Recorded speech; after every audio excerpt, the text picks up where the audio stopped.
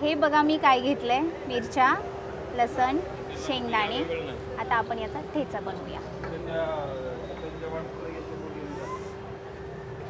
त्याच्यामध्ये थोडंसं तेल घालू म्हणजे छान मिरच्या भाजते.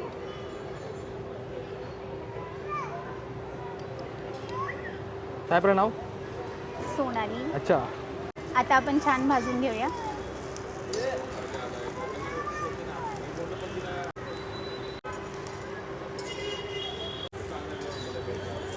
छान आता या मिरच्या ब्राऊन होईपर्यंत भाजून घ्यायच्या.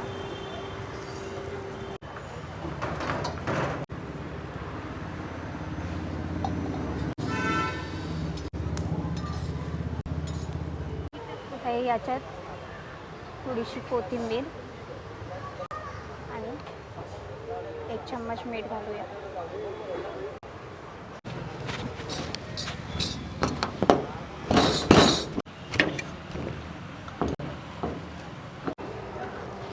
बघा आता तयार झाला तेजू किचन स्पेशल ठेचा.